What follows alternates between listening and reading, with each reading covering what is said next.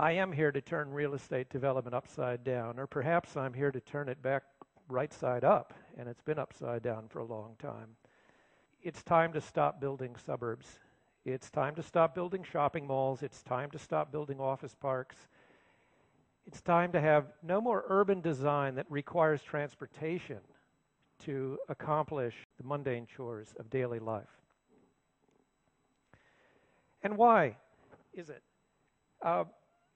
I didn't go to the books initially. I did do all of the research by going out and asking the questions.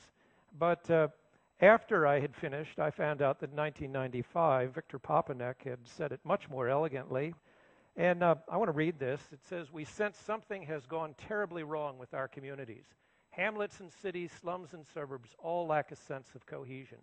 Not only is there no center there, there is no there there." And I recall when we went up the Wanganui River and were greeted by a Maori elder, and he said, "Welcome to the center of the universe."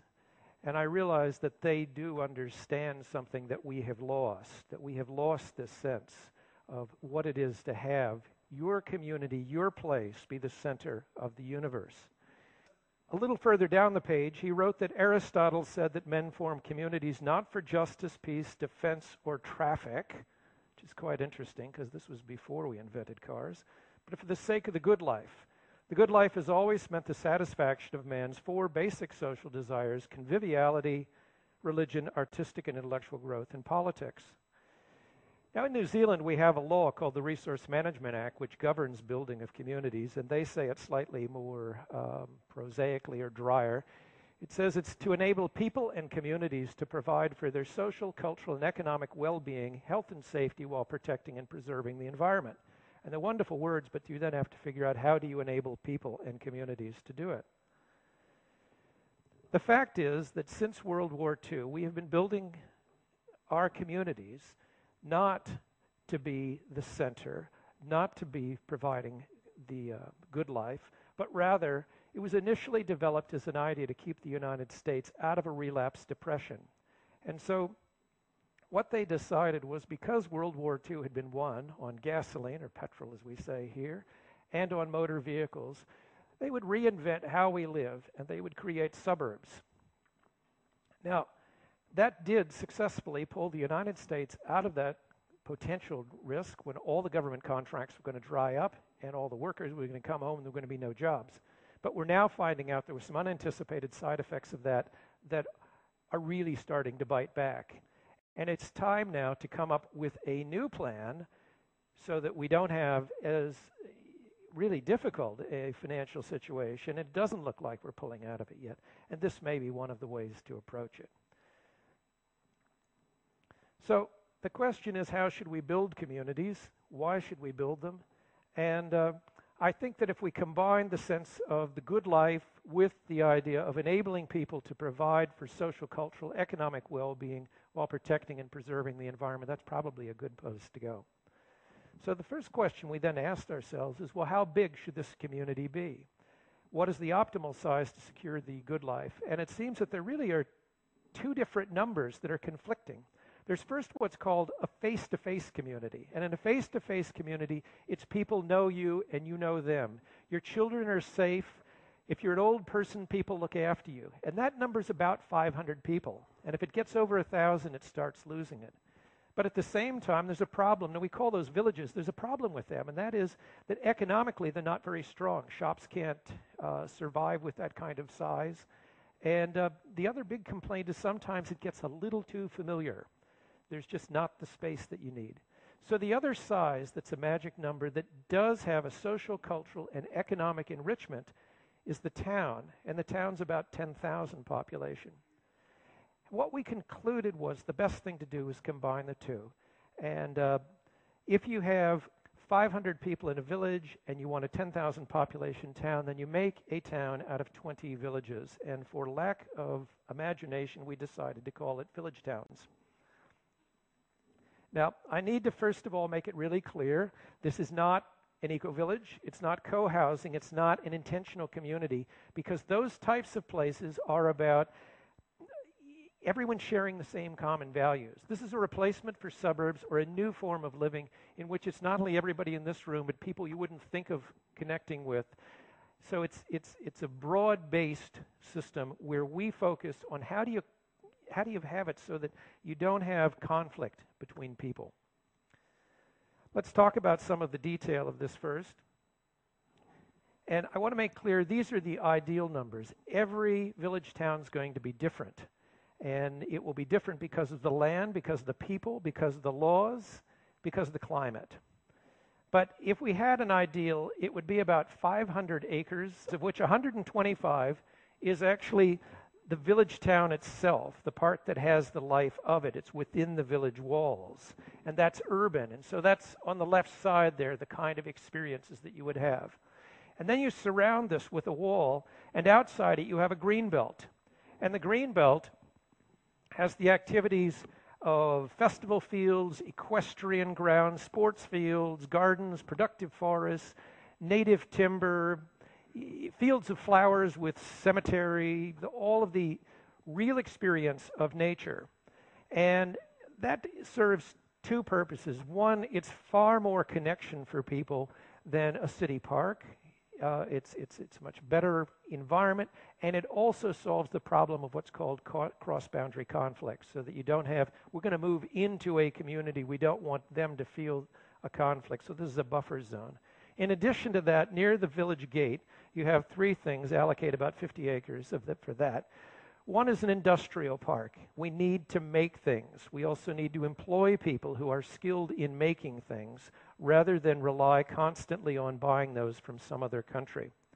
It also will have a motor pool, and it will have a freight depot. Now, one of the reasons it's going to have the motor pool, as I'll talk a little more later, is no cars within the village. But you can rent a car, you can own cars and park them in the motor pool so that you have access anytime you want to go out. Now, the next question here is, how do you change the industry? This is a very powerful industry that moves very, very slowly. And somebody once said it's like turning the QE2 without power steering. And the answer is you need clout. So we're going to do a little bit of math here. And if the average house is $250,000 and you go to the bank or you go to the council and you say, I'd like to do something different, they are not interested. But if you put 200 people together, that's worth $50 million. Now that eyebrows will raise. If you then say we're going to do 20 villages combined, that is $1 billion in purchasing power, not including the industrial park. At that point, you get the attention of people, and you're in charge. Now, what makes it possible? And the answer here is a shift in technology. Tonight, we've seen Bill Gates talk a little bit about that. We've heard other speakers talk about the technology. And if there's one word that describes it, it's called telepresence. Telepresence is the convergence of all of the technologies, whether it's a computer, whether it's broadband, whether it's robotics. All of these technologies are coming together right now.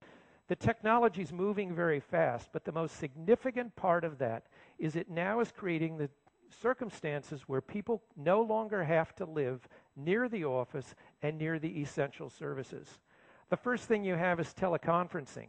Anyone who uses Skype knows it's an amazing product, but if you use one of the high-end, like the Cisco photograph up here, it changes the concepts of meetings to the point where the next time I give a talk like this, I can be in New Zealand and you can be here or all over the world.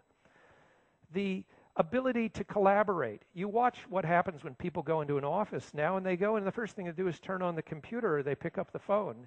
In fact, we're all working wired and wireless right now anyway. So it frees us from what in Australia is called the tyranny of distance. The other, and what we call this is an 80-20 economy, because the 20% are the people who sell local to global, and they're going to be the ones that benefit from the telepresence. And the other 80% is what we call money turn. And money turn means when you bring the dollar in, you spend it 5, 10, 20 times locally before it leaves again. And that provides a very strong and robust economy that can survive three conditions. Things stay the same as they are now, things are going to really boom, or we're going to experience a real crash. And it's designed, the local economy is designed to handle all three of those.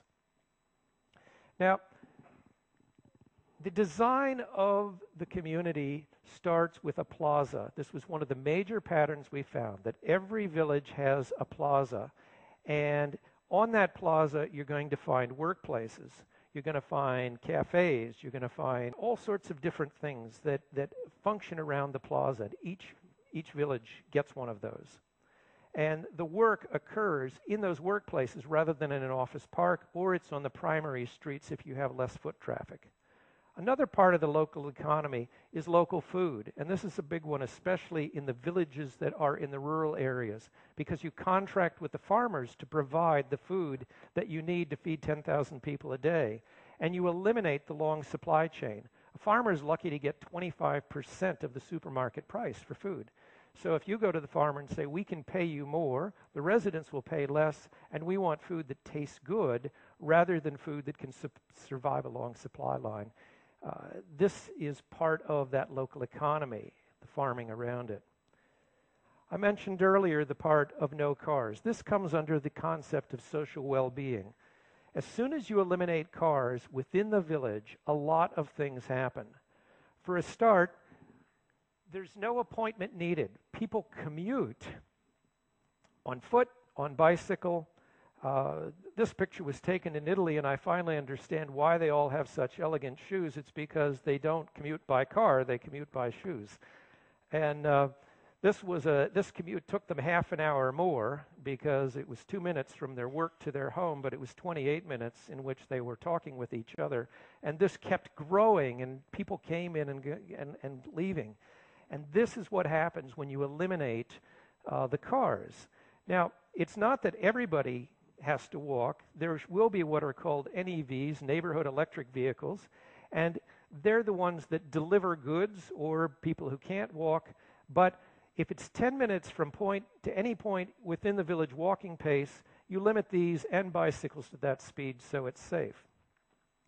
When we get into safety, I want to mention something called the Popsicle Index. This is Catherine Austin Fitz, who was former Assistant Secretary of Housing in the United States, who asked, how many people today, maybe we'll do it right here, right now, raise your hand if you'd feel comfortable letting your 6-year-old walk to the corner store to buy what in America is called a popsicle and here's called an ice block. How many people? Now, I would, because I live on Waiheke Island. Look around and you see there are not a lot of hands, and some of them come from Waiheke. How many 50 years ago would have felt comfortable letting your kid do that? And you get a lot more hands in the room. Now, the goal we have with the village towns is 100% will feel comfortable. The next part of the village town is that it is kind to old people. And if you're a baby boomer, this is an important concern for you. What's your plan? Right now, I think it was a year ago, the U.S. government did a study in which they said that there's a $52 trillion unfunded liability of the United States government, of which $41 trillion is providing the pension funds and the medical care for baby boomers. In addition to that, for every 8 sellers of your home, your stock, or your pension fund that's carrying that same stock, there are 7 next-generation buyers. This is not musical chairs where there are going to be 7 winners and 1 person's out. It means that if you're relying on global and national systems, you may find out that you're in trouble. So what's the plan? And I suggest it's local. Because in the village, when you lose your driver's license, you can stay there. There'll be housing for elderly people that is small, settled, and then if they become infirm, on the plaza, you put a 6 to 10 bed nursing home, so they get to live out their life in their community. The next is the cultural aspect of well-being, and this has to do with the artists.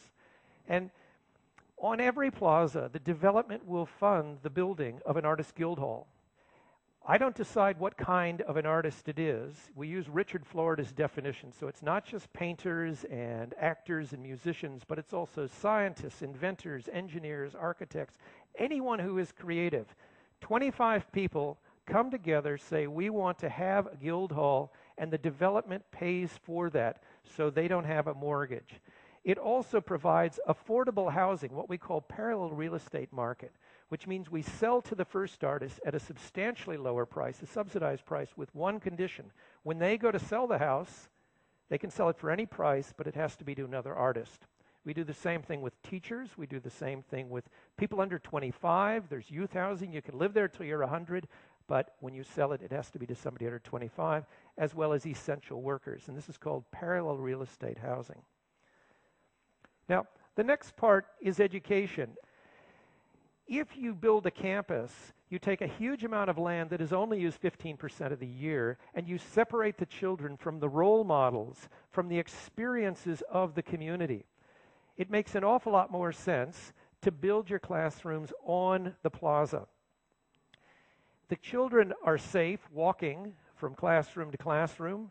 The costs are significantly lower, and you can design those classrooms so that when school is over, you put the schoolwork away, and that building, that room, is available for a meeting like this. It's available for community activities.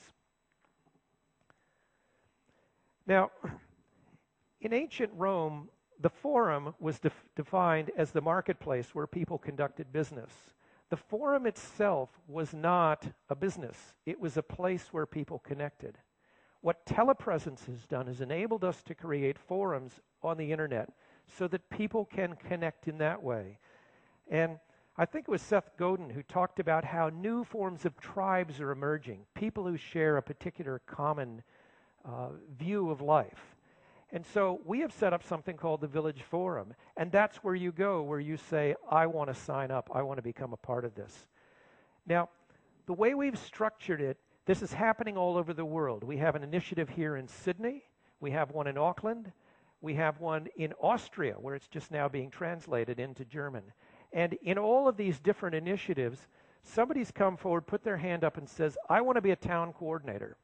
They then go and find 20 village coordinators. On Saturday, I'll go to Melbourne, where he says, I've already lined up an Italian village, a Greek village, and a Lebanese village. And we haven't even met yet. So this is the way it works. If you like this idea, go to the website, learn more, and you can enroll. Now, enrolling is conditional. It's like me saying, would you marry me if I asked you? And so it's only when you sign up and we hit a critical mass of people, then we say, right, now we will connect you with the other people and we'll make this happen.